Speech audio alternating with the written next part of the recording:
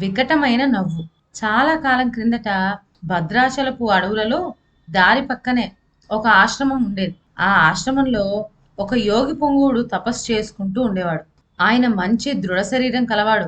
నిగనిగలాడే నల్లటి మూరెడు గడ్డం కలవాడు.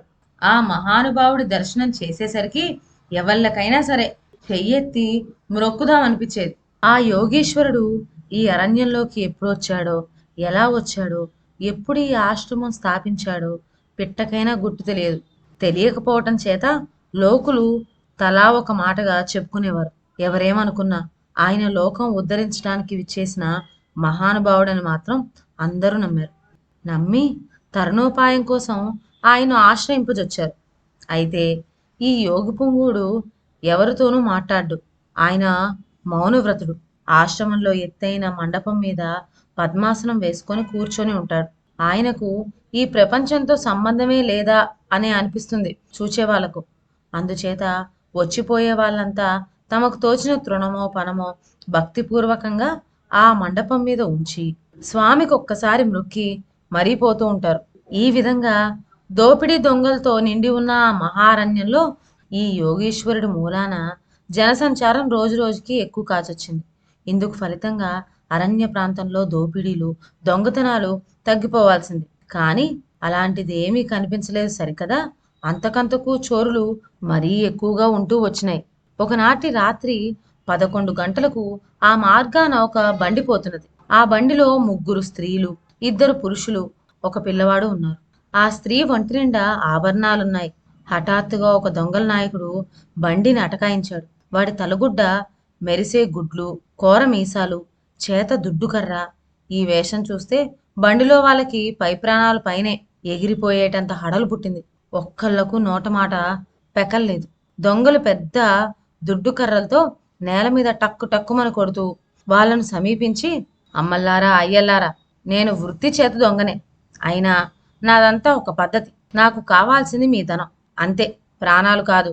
మాట్లాడక లొడ్డు లొసుగు నగా నట్రా తీసి ఇక్కడ పెట్టివేస్తిరా, మీకేమి భయం ఉండదు.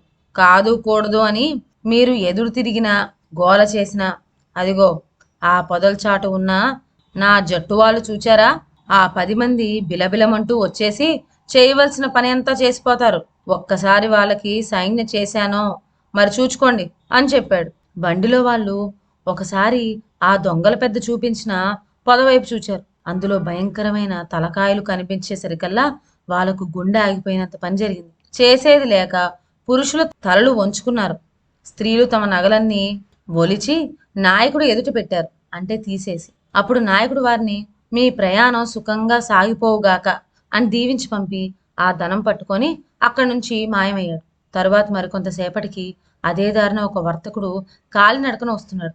యథాప్రకారం దొంగల పెద్ద అతడికి అడ్డం వెళ్ళి డబ్బా లేకుంటే నీ ప్రాణమా అని బెదిరించాడు. ఆ వర్తకుడు చాలా మొండివాడు, యుక్తిపరుడును. దొంగవాని మాటలకు బదులుగా ఉన్నది నా వద్ద కొంచెం డబ్బు, అయితే అది నాది కాదు అన్నాడు, నదురు బెదురు లేకుండా. దొంగల పెద్ద వినిపించుకోలేదు. అప్పుడు వర్తకుడు తన దగ్గర ఉన్న డబ్బు నాయకుడి చేతిలో పెడుతూ, పొదల మాటన ఉన్న పెద్ద మనుషులారా, మీ నాయకుడి చేతికి 1000 వరహాలు ఇచ్చాను. మీరు దగా పడక మీ వంతులు గుంజుకోండి అంటూ కేక పెట్టాడు. ఇలా గోల చేసే వర్తకుడికి నాయకుడు దుడ్డుకర్రతో రెండిచ్చాడు. దెబ్బతో వర్తకుడు పారిపోయి ఒక సత్రం చేరుకున్నాడు. అక్కడ సత్రంలో ఆ సమయాన రాజుభట్లు, దండనాయకుడు విడిసి ఉన్నారు. వర్తకుడు పోయి వారితో తన సంగతి వెళ్ళబోసుకున్నాడు. అప్పుడు రాజుభట్లు వానితో, వాడెక్కడో మాకు చూపి నిమిషంలో పట్టేస్తాం అన్నారు. అంతా కలిసి దొంగలుండే ఆ ప్రాంతానికి చేరుకున్నారు. రాజభట్లు ఒక చోట దాగి ఉన్నారు. వర్తకుడు ముందు నడుస్తూ అతని వెంట దండనాయకుణ్ణి మాత్రం తీసుకువెళ్ళాడు.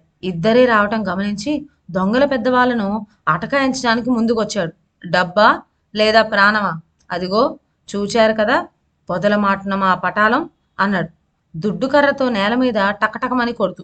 దండనాయకుడికి కత్తిసాము గరిడీలు నేర్చిన మొనగాడు వెంటనే ఈలవేసి దొంగల పెద్ద పైన కలియబడ్డాడు. వాణ్ణి కింద పడగొట్టి ఉడుంపట్టులాగా గట్టిగా పట్టుంచాడు. వీడి పని నేను చూస్తా, మీరు పోయి ఆ పొదల మాటను పొంచి ఉన్న వీడి ముఠావాళ్ళ పని పట్టండి అని భట్లకు ఆజ్ఞాపించాడు. ఉరుకులేసుకుంటూ పోయి రాజుభట్లు పొదల మాటను పొంచి ఉన్న దొంగల ముఠా మీదకు దాడి వెళ్ళారు.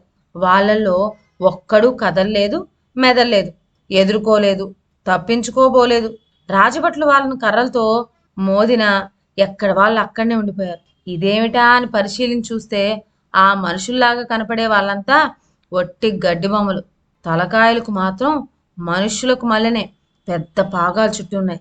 దొంగల పెద్ద తెలివికి అందరూ ఆశ్చర్యపోయారు. యోగీశ్వరుడు ఆశ్రమం అక్కడికి దగ్గరలోనే ఉంది కనుక రాత్రికి ఆశ్రమంలో కాలక్షేపం చేద్దామనుకొని అంతా వెళ్ళారు.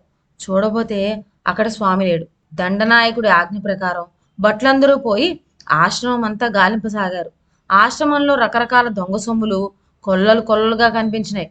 అవన్నీ వాళ్ళు చిక్కించుకున్నారు. తరువాత ఇంకా బాగా వెతికేసరికి నిగనిగలాడే మూరెడు నల్లటి గడ్డం ఒక గోడకు వేళ్లాడుతూ కనపడింది.